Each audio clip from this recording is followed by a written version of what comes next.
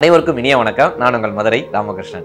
இந்த வாழ்க்கையை சோம்பலை தவிர்த்து விட்டு சுறுசுறுப்போடு வாழும்போது, நம்மளுடைய தேவையில்லாத அயற்சியை தவிர்த்து விட்டு ஒரு உற்சாகத்தோடு வாழும்போது இந்த வாழ்க்கையை நாம் வாழ்ந்து விட மாட்டோமா என்கிற பெரிய முயற்சி தான் இந்த நிகழ்ச்சியினுடைய மாபெரும் நோக்கம்னே சொல்லலாம்.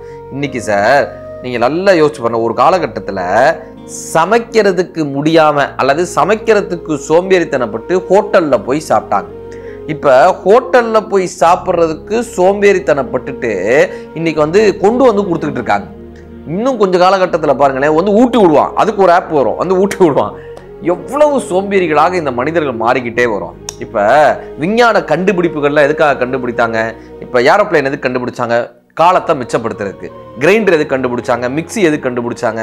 எல்லாமே காலத்தை மிச்சப்படுத்தி நமக்கு நேரத்தை கொடுப்பதற்காக இந்த விஞ்ஞான சாதனங்கள் எல்லாம் கண்டுபிடிக்கப்பட்டுச்சு. சரி, இந்த நேரத்தை மிச்சப்படுத்தின நேரத்தை என்ன பண்றோம்? சோம்பலா கழிக்கிறோம் சார். தூங்குறான் சார், டிவியை பார்த்துட்டு இருக்கான் சார். இன்னைக்கு ஒரு காலகட்டத்தில் இந்த சோம்பேறி அப்படின்ற வார்த்தை திட்டுவதான வார்த்தை. ஒருத்தர் திட்டுறதா இருந்தா போடா சோம்பேறி அப்படி திட்டுவாங்க. என்ன அர்த்தம்? வீணா போனவங்கன்னு அர்த்தம். சோம்பேறி என்றால் காலத்தை அழிப்பவன் அர்த்தம், காலத்தை ஆக்க தெரியாதவன் அர்த்தம், வாழ்க்கையை வீணடிக்க தெரிந்தவன் அர்த்தம். ஆனா இன்னைக்கு அதை பெருமையா போடுறாங்க. ஃபேஸ்புக்லயும் இன்ஸ்டாகிராம்லயும் இந்த ப்ரொஃபைலுக்கு கீழே அவங்க யாருன்னு ஒரு வார்த்தை போடுறாங்கல்ல, மதுரை ராமகிருஷ்ணன் ஆரேட்டர், தமிழ் ஸ்பீக்கர், இப்படி போடுறோம்ல, அதுல போடுறாங்க சார். அந்த பொண்ணோட பேர் போட்டு கீழே லேசி கேர்ள் அப்படின்னு அதை ஒரு ஐடென்டிஃபிகா போட்டுக்கிறாங்க சார். லேசியா இருக்கிறத, சோம்பேறியாக இருப்பத ஒரு பெருமையா சொல்றாங்க sir. I am lazy girl அப்படின்றாங்க. என்ன ஒரு உலகத்துல வாழ்றோம்னு நமக்கு ஆச்சரியமா இருக்கு சார். இவங்களை பார்க்கும் போது சோம்பேறிகளாக இருப்பது ஒரு பெருமைக்குரிய விஷயமா சொல்றாங்களே. குடிமடிந்து குற்றம் பெருகும் மடிமடிந்து மாண்ட உழன்றவருக்குன்றார். சோம்பேறித்தனத்துல தன்னுடைய அடையாளமாக வச்சிருக்கிறவனுடைய வாழ்க்கையே போயிடும்ன்றார். இந்த சோம்பேறிகளுக்குன்னு ஒரு போட்டி நடத்தியிருக்காங்க. சோம்பேறிகளுக்குன்னு ஒரு போட்டி, 3ஆம் பரிசு அறிவிச்சாங்க. ஒருத்தர் ஓடி அந்த பரிசை வாங்கிட்டான். 2ஆம் பரிசு நாங்க ரொம்ப ஒருத்தர் அப்படியே நடக்க முடியாம எந்திரிச்சு, என்னடா இது போ, இதுக்கு ஒரு பரிசு வேற அப்படின்னு 2ஆம் பரிசு வாங்கினான். 3வது பரிசு, முதல் பரிசு, 3வது பரிசு கொடுத்துட்டாங்க, 2வது பரிசு கொடுத்துட்டாங்க. இப்ப முதல் பரிசு பேர் அறிவிக்கிறாங்க சார். அங்கிருந்து கத்துறான் அந்த முதல் பரிசு வாங்குறவன் 2வது பரிசு வாங்குறவனை பார்த்து கத்துறான், டே நீ தான் பரிசு வாங்கிட்டேல, அப்படியே என்னோடதையும் வாங்கிட்டு வந்துடுறான். பரிசு வாங்குறதுக்கு கூட நடக்க முடியாதவன் தான் சார் சோம்பேறி. உண்மையிலே சொன்னான். அதனாலதான் ஏபிஜே சார் சொல்லுவாரு, every morning you have two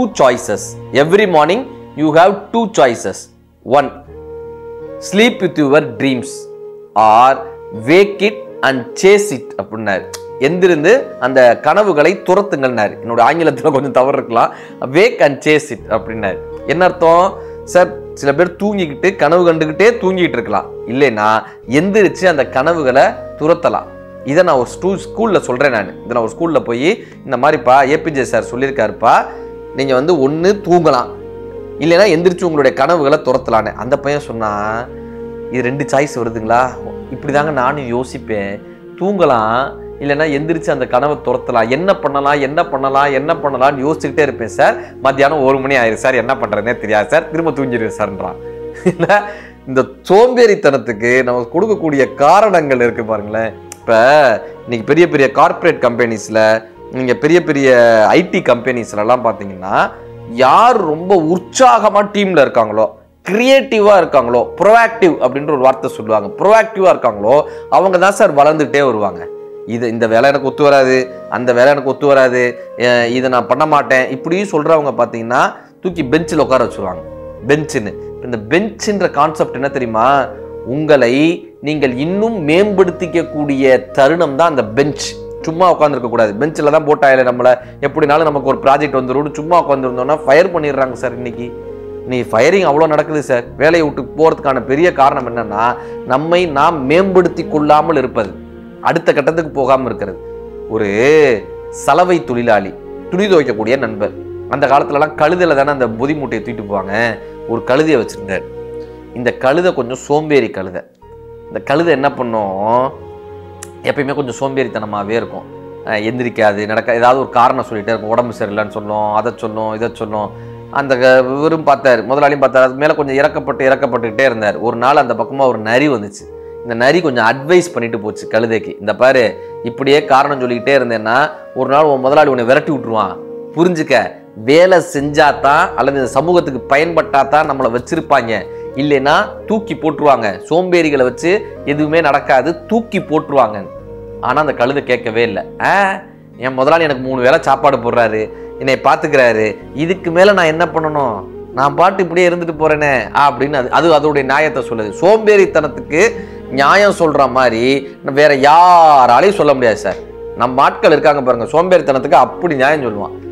அந்த நரி இன்னொரு நாள் வந்து சொல்லிச்சுங்க, பாரு உன் முதலாளி ஒரு மாடு வளர்த்தானா, அந்த மாடு சரியா வண்டி இழுக்கலன்னு சொல்லி கறிக்கடைக்காரனுக்கு வித்துட்டான். இப்பதான் வித்தான், நான் அதை பார்த்தேன், நாளைக்கு ஒன்னையும் வித்துருவான், ஜாக்கிரதையா இருன்னு சொல்லிட்டு போகுது. இப்போ அப்பயாவது அந்த கழுதைக்கு அறிவு வரணும்ல, அப்பயும் அந்த கழுதைக்கு அறிவு வரல. ஏன் முதலாளி அப்படிலாம் செய்ய மாட்டார், எனக்கு 3 வேளை சாப்பாடு போடுறாரு.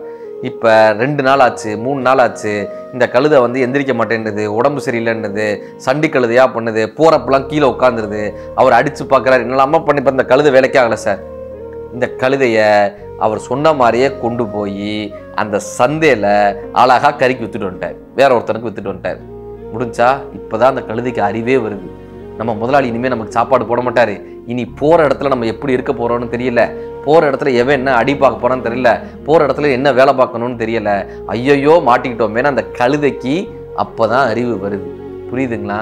நமக்கு ஒரு வேலை கையில் இருக்கும்போதே, நமக்கு ஒரு நிறுவனம் கையில் இருக்கும்போதே, நமக்கு ஒரு அடையாளம் கையில் இருக்கும்போதே, யார் அவன் உழைக்க தயாராக இருக்கிறானோ, யார் அங்கு உற்சாகமாக இருக்க தயாராக இருக்கிறானோ, யார் புதிய சிந்தனைகளை கொண்டு வர தயாராக இருக்கிறானோ, அவனால் மட்டும்தான் அந்த வேலையில் நிலைத்து வெற்றியாளனாக வர முடியுமே தவிர காரணம் சொல்லிக்கிட்டே தவிர்த்து கொண்டிருப்பவன், சோம்பேறித்தனத்தோடு இருப்பவனால ஒரு நிறுவனத்தில் ஜெயிக்கவே முடியாது. ஒரு காலகட்டத்தில் அந்த நிறுவனம் அவனை தூக்கி எறிவதற்கு தயாராக இருக்கும்ன்றத அந்த கழுதை புரிந்து கொள்ளவில்லை. ஆனால் இந்த மனிதன் புரிந்து கொள்ள வேண்டும். சார் இத்தனை நாள் போகட்டும் சார், இத்தனை நாள் போகட்டும், ஆனால் நம்ம சோம்பேறியாக இருக்கோன்றது தெரிஞ்சால் மட்டும்தான் ஒருத்தரால் அதை மாற்றிக்க முடியும்.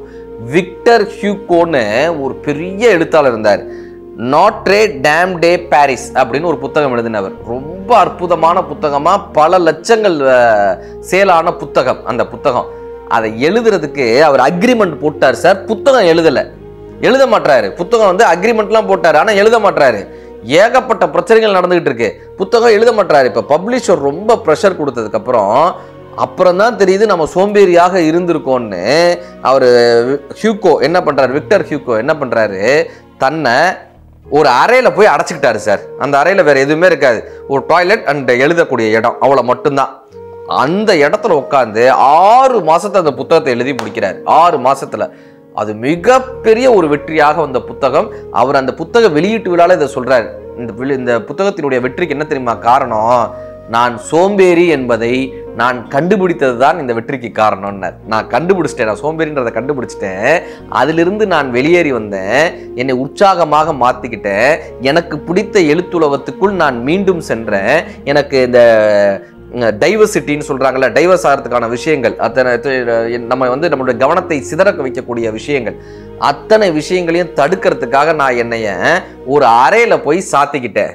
அத்தனை விஷயங்களையும் கவனச்சிதறல்கள் இல்லாத வண்ணமாக எழுத்து மட்டுமே என் வாழ்க்கையாக வச்சுக்கிட்டேன், என் வாழ்க்கையை ஜெயிச்சிட்டேன். திருந்த நினைக்கும் பொழுதெல்லாம், இந்த வார்த்தையை அப்படியே அண்டர்லைன் பண்ணி வச்சுக்கோங்க, திருந்த நினைக்கும் போதெல்லாம் திரும்ப அழைக்கும் ஒவ்வொன்றையும் உதறி தள்ளுங்கள். திருந்த நினைக்கும் போதெல்லாம் திரும்ப அழைக்கும் ஒவ்வொன்றையும் உதறி தள்ளுங்கள். அது சொந்தங்களாக இருக்கட்டும் அல்லது சோம்பேறித்தனமாக இருக்கட்டும், இதை உதறி தள்ளினால் இந்த நாள் மட்டுமல்ல, எல்லா நாளும் இனிய நாள் தான். நன்றி, வணக்கம்.